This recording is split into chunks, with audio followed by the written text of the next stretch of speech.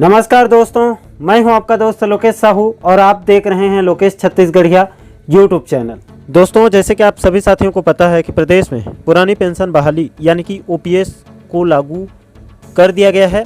राज्य सरकार ने पिछले महीने से ही एनपीएस में होने वाली 10% की कटौती को बंद भी कर दिया है। वहीं उसकी जगह पर अब जीपीएफ खाते के लिए 12% कटौती की जा रही है।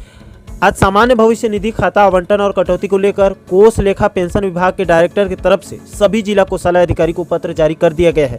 अलग अलग बिंदुओं में जारी निर्देश में बताया गया है कि जीपीएफ खाता का निर्धारण कैसे किया जाएगा।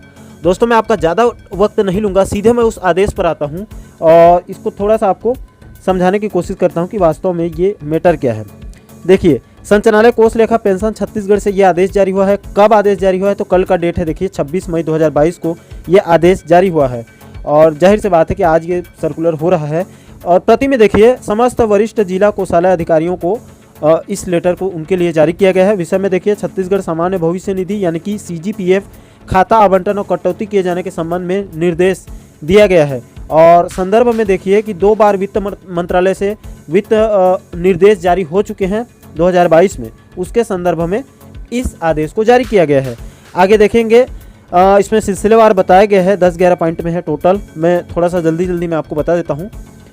विषय अंतर्गत एनपीएस के स्थान पर पुरानी पेंशन योजना लागू किए जाने के फलस्वरूप वेतन माह अप्रैल 2022 से सामान्य भविष्य निधि खाता आवंटन कर कटौती किया जाना है, यह आपको भी पता है। तदनुसार सामान्य भविष्य निधि खाता आवंटन एवं कटौती के संबंध में निम्नानुसार निर्देश जारी किया गया है।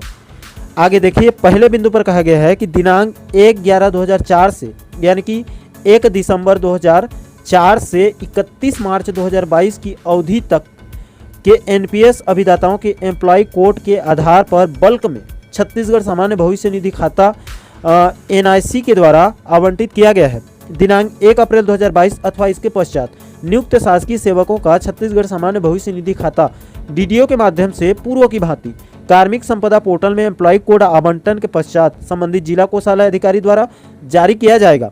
छत्तीसगढ़ सामान्य भविष्य निधि खाता नंबर ई कोष के अंतर्गत कार्मिक संपदा के एम्प्लॉय कॉर्नर तथा डीडीओ लॉगिन में उपलब्ध कराया गया है। छत्तीसगढ़ सामान्य भविष्य निधि खाता आवंटन हेतु निम्न प्रक्रिया को करना है इनको। यानी कि दोस्तों, इसमें बेसिकली कहा गया है कि 1 दिसंबर 2004 और 31 मार्च 2022, क्योंकि अप्रैल से यह लागू हो चुका है, तो 31 मार्च 2022 और इस बीच में यानी कि 2004 से लेकर 2022 मार्च तक के बीच में जितने भी कर्मचारियों की नियुक्ति हुई है, यानी कि उनका एनपीएस जो है वो खाते में जमा हो रहा था, एनपीएस में कट रहा था उनका, तो उनके लिए यह आदेश को जारी किया गया है। और इसमें बाकायदा 1 अप्रैल 2022 के बाद अब जितने भी कर्मचारियों की नियुक्ति हो रही है उनके संबंध में भी इस आदेश को जारी किया गया है। अगर आप आगे देखेंगे तो और अच्छे से समझेंगे। अब में कहा गया है कि डीडीओ द्वारा सीपीएस की भांति कार्मिक संपदा के लॉगिन में नव नियुक्त शासकीय सेवक का निर्धारित प्रपत्र अनुसार जानकारी भरकर सत्यापित किया जाएगा। यानी कि नए कर्मचारियों का डीडीओ द्वारा इसमें सत्यापित किया जाएगा। उसके बाद ब बिंदु पर कहा गया है कि डीडीओ द्वारा जानकारी सत्यापित करने के पश्चात जिला कोषालय को सीपीएस की भांति फिजिकल फॉर्म हस्ताक्षर कर छत्तीसगढ़ सामान्य भविष्य निधि खाता क्रमांक आवंटन हेतु प्रेषित किया जाएगा। यानी कि डीडीओ द्वारा उस जानकारी को सत्यापित करने के बाद सामान्य भविष्य निधि खाता क्रमांक में आवंटित हेतु प्रेषित कर दी जाएगी, आगे भेजी जाएगी। स में कहा गया है कि जिला कोषालय द्वारा फिजिकल फॉर्म प्राप्त पश्चात संबंधित के फॉर्म का भलीभांति परीक्षण कर छत्तीसगढ़ सामान्य भविष्य निधि खाता आवंटित किया जाएगा। यानी कि उसके बाद सभी चीज़ों का परीक्षण करने के बाद जिला कोषालय द्वारा उसके बाद इनकी सामान्य भविष्य निधि खाता को आवंटित कर दी जाएगी, यानी वितरण की जाएगी। द में कहा गया है जिला कोषालय द्वारा नवीन छत्तीसगढ़ सामान्य भविष्य निधि खाता क्रमांक आवंटन पश्चात फिजिकल फॉर्म कोषालय में ही संधारित किया जाएगा। तो ये जो भी कार्य होगा फिजिकल फॉर्म का वो कोषालय में ही किया जाएगा। इसके बाद दोस्तों आगे देखिए, दूसरे बिंदु पर कहा गया है कि दिनांक 1 अप्रैल 2022 अथवा इसके पश्चात नियुक्त शासकीय सेवकों के लिए प्राण के स्थान पर सीजीपीएफ नंबर आवंटित किया जाएगा। इनके लिए अलग से जारी किया जाएगा क्योंकि इनकी नियुक्ति अभी हो रही है। 1 अप्रैल 2022 के बाद जिनकी नियुक्ति होगी उनके लिए अलग से सीजीपीएफ नंबर आवंटित किया जाएगा। तीसरे बिंदु पर कहा गया है कि अखिल भारतीय एवं केंद्रीय सेवा संवर्ग के शासकीय सेवकों का प्राण आवंटन एवं एनपीएस के अंतर्गत कटौती पूर्ववत रहेगा। यानी कि जो केंद्रीय कर्मचारी हैं और जो अखिल भारतीय वाले हैं अधिकारी लोग, उनका एनपीएस में ही कटेगा, क्योंकि वो शायद तक ये लोग केंद्र सरकार के अंडर में आते हैं, तो इनका जब केंद्र सरकार से ओपीएस लागू होगा तो उसमें इनका अलग से ओपीएस कटेगा, इसलिए इनका अभी एनपीएस में ही कटौती की जाएगी। उसके बाद और बताया गया है, देखिए चौथे बिंदु पर कि दिनांक 1 अप्रैल 2022 के पश्चात नियुक्त शासकीय सेवकों को छत्तीसगढ़ सामान्य भविष्य निधि खाता आवंटित होने के पश्चात ही छत्तीसगढ़ सामान्य भविष्य निधि के अंतर्गत कटौती किया जाएगा। यानी कि मैंने बताया आपको 1 अप्रैल 2022 के बाद इधर जितने भी शासकीय कर्मचारियों की नियुक्ति होगी तो उनका छत्तीसगढ़ सामान्य भविष्य निधि खाता उनका आवंटित होने के पश्चात फिर से उनका सामान्य भविष्य निधि अंतर्गत उसमें कटौती की जाएगी। इसके बाद आगे कहा गया है, देखिए छठे बिंदु पर कहा गया है कि हाँ, यहाँ पर देखिए पांचवें बिंदु पर कहा गया है, छत्तीसगढ़ सामान्य भविष्य निधि कटौती प्रारंभ करते समय आहरण एवं संवितरण अधिकारी को यह सुनिश्चित करना होगा कि शासकीय सेवक का सामान्य भविष्य निधि खाता क्रमांक आवंटित किया जा चुका है अथवा नहीं।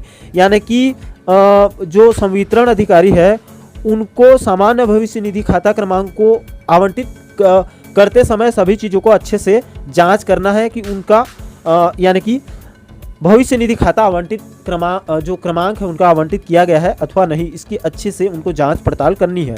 छठवें बिंदु पर कहा गया है, छत्तीसगढ़ शासन वित्त विभाग की अधिसूचना दिनांक 11 मई 2022 के अनुसार नवीन अंशदायी पेंशन योजना के अंतर्गत शासकीय सेवकों के वेतन से की जारी 10% अंशदान की कटौती के स्थान पर सामान्य भविष्य निधि नियम के अनुसार मूल वेतन का न्यूनतम 12% कटौती किया जाएगा।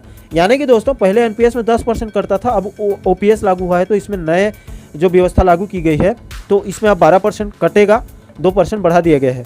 उसके बाद देखिए आगे कहा गया है यहाँ पर 7वें बिंदु में, बाह्य सेवा में प्रतिनियुक्त पर पदस्थ शासकीय सेवकों को छत्तीसगढ़ सामान्य भविष्य निधि के अंतर्गत बाह्य नियोजक द्वारा प्रति माह कर्मचारी अंशदान शासकीय खजाने में जमा करते हुए मूल चालान एवं परिशिष्ट के साथ जिला के जिला कोषालय अधिकारी आगामी माह के 5 तारीख तक अनिवार्यतः ऑनलाइन चालान की प्रविष्ट अनुरूप करेंगे।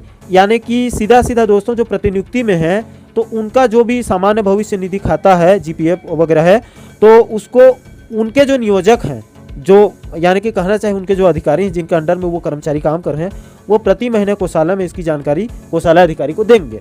और उसके बाद आगे कहा गया है 8वें बिंदु पर कि छत्तीसगढ़ सामान्य भविष्य निधि के अंतर्गत वेतन माह अप्रैल 2022 के पूर्व के प्रकरणों पर एनपीएस के अंतर्गत कटौती किया जाना है। अतः कोषालय स्तर पर वेतन देयक पारित करने के पूर्व यह परीक्षण किया जाए कि निम्नानुसार कटौती की गई है अथवा नहीं।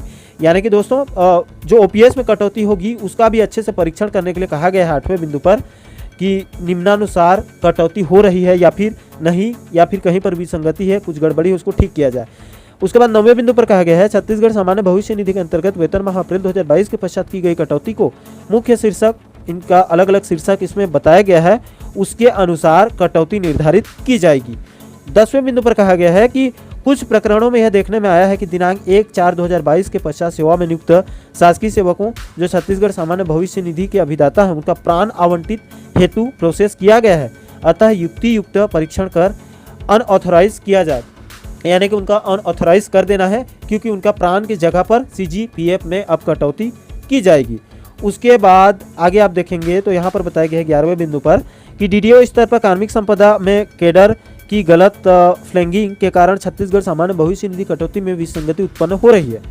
अतः उक्त के संबंध में संबंधित डीडीओ को अवगत कराते हुए सुधार हेतु प्रस्ताव संचालनालय कोष लेखा एवं पेंशन को अवगत कराने के साथ ही कोषालय स्तर पर भी वेतन देखभाल करने के पूर्व उक्त के संबंध में परीक्षण किया जाए। यानी कि दोस्तों अभी जो ओपीएस लागू की गई है उसमें जो जीपीएफ कटौती है, यानी कि भविष्य निधि में जो कटौती हो रही है सामान्य भविष्य निधि में, उसमें कुछ विसंगति देखने के लिए इनको मिल रही है, इसीलिए उन सभी को ठीक करने के लिए भी कहा गया है। 12वें और आखिरी बिंदु पर कहा गया है कि मुख्य शीर्षक 8009 और योजना शीर्षक 0005 के अंतर्गत कटौती कर लेखा साइबर ट्रेजरी लॉगिन के सब्सिडरी रिसिप्ट रिपोर्ट में उप शीर्षक का रिपोर्ट उपलब्ध है। उक्त सब्सिडरी रजिस्टर्ड को मिलान पश्चात महालेखाकार छत्तीसगढ़ को प्रेषित करते हुए उसकी एक प्रति संचालनालय कोष लेखा एवं पेंशन छत्तीसगढ़ को प्रत्येक माह के 10 तारीख तक अनिवार्य प्रेषित किया गया। यानी कि दोस्तों इनका जो योजना शीर्षक बनाया गया है उसकी जानकारी को हर महीने के 10 तारीख तक अनिवार्य रूप से ये इनका जो महालेखाकार है छत्तीसगढ़, इनके कार्यालय में मंगाया गया है जानकारी के लिए। और नीचे देखिए आगे बताया गया है, उपरोक्त अनुसार आपको निर्देशित किया जाता है कि अपने अधीनस्थ आहरण एवं संवितरण अधिकारियों को अवगत कराएं तथा निर्देश को पालन करना सुनिश्चित करिए। यहाँ पर नीचे देख सकते हैं वित्त नियंत्रक कोष लेखा एवं पेंशन का बाकायदा हस्ताक्षर है और कल की तारीख है। और नीचे और आप देख सकते हैं इसको सूचना के लिए किसको किसको आगे भेज दिया गया है। तो यह है दोस्तों ओपीएस को लेकर जो नया आदेश जारी हुआ है। आशा करता हूँ इस वीडियो के माध्यम से इस नए आदेश को आप अच्छे से समझ गए होंगे सरल शब्दों में।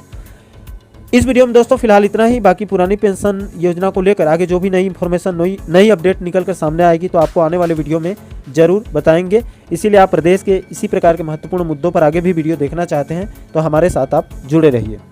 तो दोस्तों आशा करता हूँ आप इस वीडियो के माध्यम से पूरे मुद्दे को, पूरे मैटर को विस्तार पूर्वक अच्छे से समझ गए होंगे। दोस्तों इस मैटर पर आपकी क्या राय है हमें कमेंट सेक्शन में अपनी प्रतिक्रिया जरूर दें। और साथ ही साथ आप आगे भी इसी प्रकार के महत्वपूर्ण टॉपिक पर वीडियो देखना चाहते हैं तो हमारे चैनल को आप सब्सक्राइब जरूर करें ताकि हमारे सभी नए वीडियो का नोटिफिकेशन आप लोगों तक तुरंत पहुंच सके। दोस्तों इस वीडियो में फिलहाल अभी के लिए इतना ही। मुझे दीजिए इजाजत। मैं मिलता हूं आपसे एक और महत्वपूर्ण वीडियो के साथ, महत्वपूर्ण मुद्दे के साथ। तब तक के लिए जय हिंद, जय छत्तीसगढ़।